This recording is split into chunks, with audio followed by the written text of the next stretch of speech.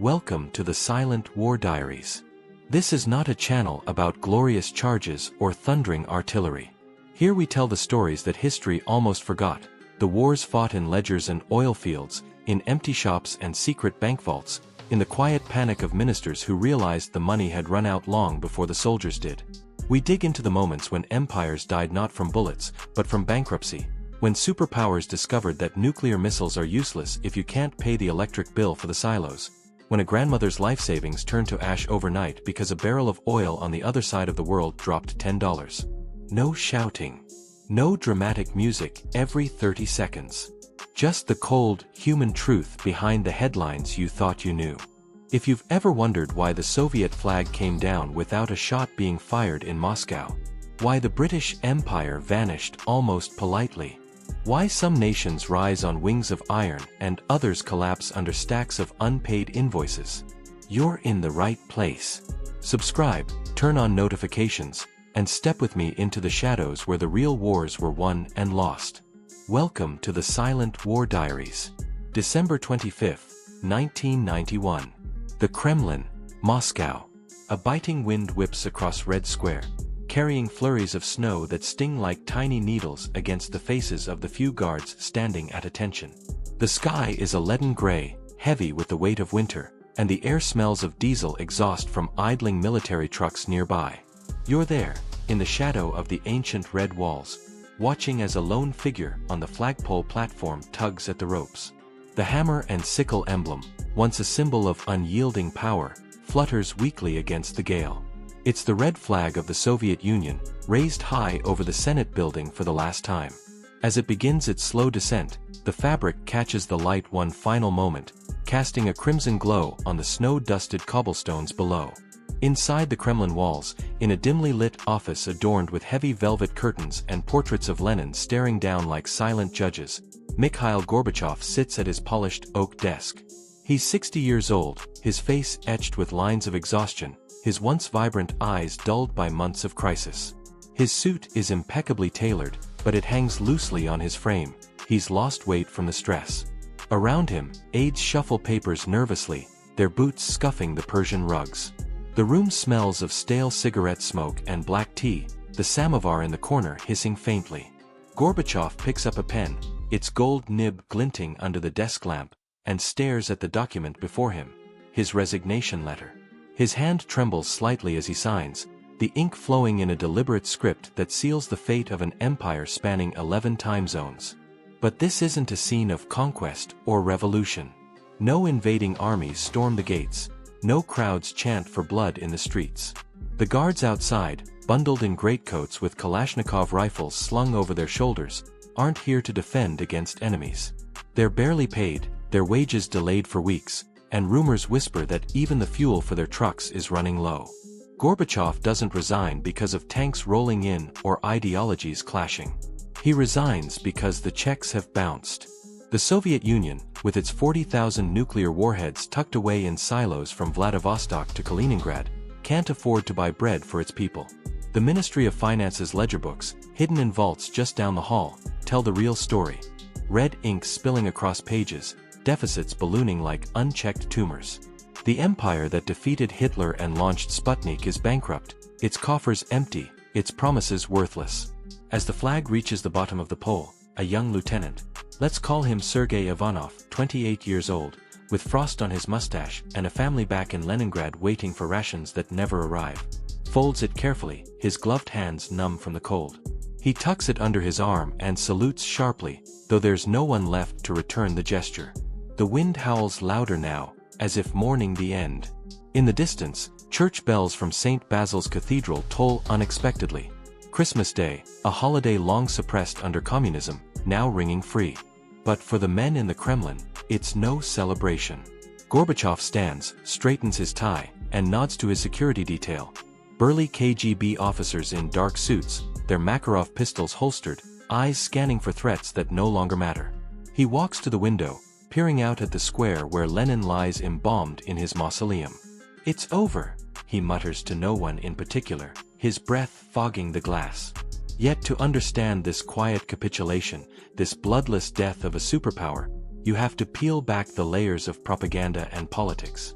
It wasn't democracy that toppled the bear, it wasn't the failure of Marxism-Leninism alone. It was economics, cold, unforgiving numbers that no Politburo decree could rewrite. The Soviet Union died because it ran out of money, addicted to a single resource that betrayed it.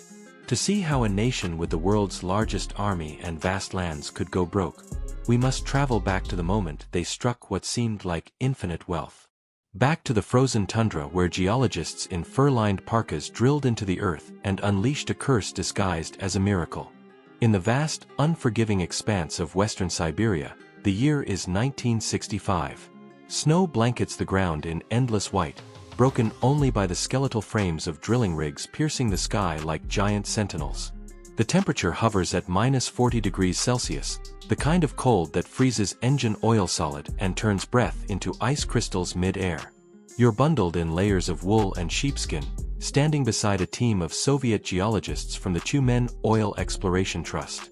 Their leader, Viktor Petrovich Muravlenko, a rugged man in his 50s with a beard dusted in frost and eyes sharpened by years of hunting hydrocarbons, shouts orders over the roar of diesel generators. The drill bit grinds deeper into the permafrost, vibrations shaking the wooden platforms under your feet. Mud and rock chips spew from the borehole, and the air reeks of sulfur and machine grease. Suddenly, the pressure gauges spike. A low rumble builds from below, and then, eruption. Black gold surges up, spraying into the Arctic air like a geyser from hell. The men cheer, slapping backs and passing around a flask of vodka to ward off the chill. This is the Samatler field, not just an oil deposit but a subterranean ocean of crude, estimated at billions of barrels. Muravlenko wipes the oil from his face with a rag, grinning through gritted teeth. "Comrades," he bellows, "we've found the future." Little do they know, this discovery will chain the Soviet economy to a volatile commodity, masking decay and setting the stage for collapse. As pipelines snake across the taiga and tankers load at newly built ports, the oil flows south to refineries in Omsk and beyond. By the late 1960s, production ramps up, 100 million tons annually, then 200, flooding the state coffers with hard currency from exports to Europe and Asia. Leonid Brezhnev, the bushy-browed general secretary in Moscow, receives reports in his Kremlin office, puffing on a cigarette as aides detail the windfall. The economy, already sputtering under the weight of central planning, factories churning out tractors no one needs while consumer goods like refrigerators remain scarce, suddenly gets a lifeline. Why bother reforming inefficient collectives when you can sell oil to buy West German machinery? Why fix the lot of cars breaking down on potholed roads when petrodollars can import Fiats instead? But beneath the surface, the rot festers. In collective farms across Ukraine's Black Earth Belt, tractors rust in fields while harvests rot unpicked, the quota system stifling initiative. Workers like Ivan Kuznetsov, a grizzled farmer in Kharkiv, toil under the sun, but half the potatoes spoil in storage due to poor logistics and corruption. In Moscow's GUM department store, shelves stock canned fish from the Baltic, but fresh meat is a rarity, rationed to party elites. The oil money papers over these cracks. Subsidies keep bread at 16 kopecks a loaf, housing rents at mere rubles a month. Brezhnev's regime buys loyalty, expanding the military. Tanks rolling off assembly lines in Chelyabinsk, submarines launching from Syeverodvinsk shipyards, consuming 20% of GDP. The Red Army invades Czechoslovakia in 1968, a show of force funded by Siberian crude. By the 1970s, the OPEC embargo sends global oil prices soaring. A barrel jumps from $3 to $12, then higher. Soviet exports boom, billions in dollars and Deutsche Marks flood into Gosbank's vaults. In Leningrad shipyards, welders like Anna Petrova work overtime building icebreakers, their wages supplemented by bonuses from the oil surge. But the leadership grows complacent. Reforms stall, innovation dies in bureaucratic red tape. The USSR becomes a petrostate, exporting raw materials, importing everything from Japanese electronics to American grain. In Kansas wheat fields, farmers load silos bound for Soviet ports, trading amber waves for black gold. You can feel the illusion of invincibility. In the Kremlin, Brezhnev toasts with foreign dignitaries, crystal glasses clinking under chandeliers. "Our resources are endless," he boasts. But the addiction deepens. The economy pegs its stability to oil prices above $30 a barrel. Invade Afghanistan in 1979? Oil pays for the helicopters thundering over the Hindu Kush. Threaten NATO? Oil funds the SS. 20 missiles pointed at Europe. Race to space? Oil launches Soyuz rockets from Baikonur. Yet whispers of trouble emerge. In the Ministry of Agriculture, reports pile up. Grain yields plummet due to outdated machinery and collectivized inefficiency. The USSR, with Ukraine's fertile Chernozem soil capable of feeding continents, imports 20 million tons of wheat annually. From the United States, no less. Humiliating cables cross desks in Washington and Moscow. Soviet tankers docking in New Orleans, loading holds with Midwest bounty, paid for in petrodollars. The cycle of dependency tightens. Sell oil to the West, buy food from the West. As the decade closes, the math shifts. In Riyadh, Saudi ministers confer in air-conditioned palaces, eyeing Soviet vulnerabilities. In Washington, CIA analysts pore over satellite images of Siberian fields, noting the bear's reliance on high prices. Demand drops as Western cars grow fuel-efficient, Volkswagens and Toyotas sipping less gas. New supplies flood from North Sea rigs off Norway and Alaskan pipelines in Prudhoe Bay. Prices wobble. Enter the 1980s. The storm gathers. September 13, 1985. Riyadh, Saudi Arabia. The marble halls of the Ministry of Petroleum are cool and quiet. Sheikh Ahmed Zaki Yamani, the elegant, silver-haired oil minister who has steered OPEC for 2 decades, leans back in his chair and tells his aides, almost casually, "We are finished playing swing producer. From today, we pump whatever we want." Within weeks, Saudi production doubles. The Desert Kingdom opens the spigots wide, and the price of Brent crude begins its long, sickening slide toward $10 a barrel. In Moscow, the news arrives like a distant thunderclap no one believes is coming for them. In the Council of Ministers building on Staraya Square, economists in ill-fitting suits stare at telex printouts, faces going pale. One of them, a young deputy named Yegor Gaidar, lights a Belomorkanal cigarette with shaking hands and mutters, "We are fucked." By January 1986, the Soviet Union has lost half its hard currency income overnight. Imagine waking up to discover your salary has been cut in half, but your rent, your debts, your children's school lunches, and the war in Afghanistan are all still priced for the old paycheck. That is exactly what happens to the USSR. Mikhail Gorbachev, newly installed, paces the long walnut table in the Kremlin's Catherine Hall. Maps of Siberian pipelines cover the walls like arteries on a dying body. He slams his fist down. "We will accelerate perestroika. We modernize. We will pay for it with oil money." An aide, pale as paper, whispers, "Comrade General Secretary, there is no oil money anymore." The choices are brutal. Cut the military budget and risk a general's revolt. Cut food subsidies and risk bread riots. Cut aid to Cuba, Vietnam, Angola, Ethiopia and watch the empire unravel early. Or borrow. They borrow. Western banks, Deutsche Bank, Societe Generale, Midland, line up to lend to a nuclear superpower that surely cannot default. By 1989, the foreign debt has exploded from almost zero to $70 billion. The money does not go into gleaming new factories. It goes straight into grain ships unloading at Odessa and into butter mountains in Leningrad warehouses just to keep the shelves from looking like a war zone. Then Gorbachev makes the mistake that turns a crisis into a catastrophe. In May 1985, he launches the anti-alcohol campaign. Vineyards in Georgia and Moldova are uprooted with bulldozers. State vodka production is slashed by half. The budget loses 25 billion rubles a year, roughly the same amount the oil crash has already taken. People do not stop drinking, they simply switch to Samagon brewed from sugar, cologne, even airplane de-icing fluid. Sugar vanishes from shops overnight. A nation of 290 million people is suddenly drunk, sick, and furious, and the state treasury is bleeding from 2 arteries now. By 1988, the printing presses in the Goznak factory on the Moscow River run day and night. Rubles pour out in 50 and 100 ruble notes that buy less every week. People stuff wages into mattresses because there is nothing to spend them on. Queues stretch for blocks.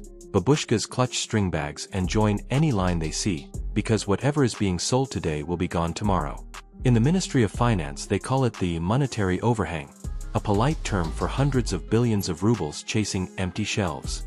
Gold starts disappearing from the Gokran vaults beneath the Kremlin. In 1990 entire Il-76 transports fly to Zurich under cover of night, loaded with ingots stamped with the hammer and sickle marks.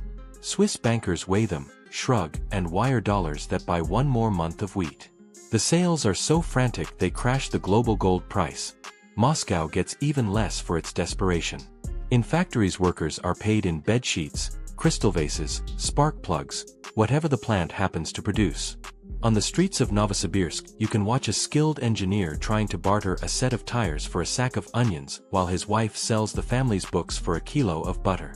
August 1991. The coup. Tanks rumble into Moscow, their crews sullen and half-drunk on stolen medical alcohol. The plotters broadcast from the White House that they are saving the Union. But inside the makeshift headquarters, Defense Minister Yazov stares at the budget numbers and realizes there is no money to pay the soldiers beyond next week. 3 days later the coup collapses, not because of heroic crowds alone, but because the men with guns discovered they were guarding a corpse. December 1991. The final days. In the Kremlin corridors the lights flicker, unpaid electricity bills. Secretaries type resignation letters on manual typewriters because the photocopiers have no toner. In the basement canteen, the menu offers only watery soup and yesterday's bread. On December 8th, in a hunting lodge in Belovezha Forest, Boris Yeltsin, Leonid Kravchuk, and Stanislav Shushkevich drink cognac and sign the papers that dissolve the Soviet Union. No one in Moscow even tries to stop them. There is no central authority left with cash or credibility. And now we return to where we began. December 25th, 1991, 7:17 p.m. The flag is down. The new tricolor of Russia is raised in its place. Inside, Gorbachev finishes his televised farewell. His voice cracks only once, when he thanks the Soviet people for their patience. The broadcast ends, the screen goes to static, and millions of televisions across 11 time zones show nothing but snow. But here is the twist that almost no one saw, and that still breaks the hearts of those who lived through it. At the exact moment the red flag touches the ground, in a small apartment on Leningradsky Prospect, an 82-year-old woman named Valentina Petrovna opens a tin box hidden under her bed. Inside are 42,000 rubles, her entire life savings, every kopeck she and her late husband scrimped from pensions and overtime since 1946. She had kept it for her granddaughter's wedding. She walks to the corner shop. The price of a wedding dress fabric is now 48,000 rubles. In the space of one evening, 70 years of sacrifice have turned to worthless paper. Valentina Petrovna sits down on the frozen doorstep, puts her head in her hands, and cries. Not for communism, not for empire, but for the quiet promise the state once made to ordinary people. Work hard, endure, and tomorrow will be a little better. That promise died not with a bang, not with tanks or missiles, but with a flag sliding down a pole and a grandmother's tears freezing on her cheeks in the Moscow night. The Soviet Union did not fall. It simply ran out of money to lie to its people anymore. That was the final page of this diary entry. A superpower that once shook the world didn't end in fire or fury. It ended in silence. The silence of empty shops. The silence of printing presses running out of lies. The silence of a red flag sliding down a pole on a frozen Christmas night. Thank you for walking these shadows with me. If this story moved you, if it made you see the past and maybe the present a little differently, do 3 small things. Hit the like button. It tells the algorithm these stories matter. 2. Subscribe and ring the bell. The next silent war is already waiting in the archives. 3. Drop a single word in the comments. Bankrupt. I'll know you made it to the end, and I'll know you understood. Until the next diary entry, keep your eyes on the ledgers. That's where the real battles are still being fought. This is the Silent War Diaries. Signing off.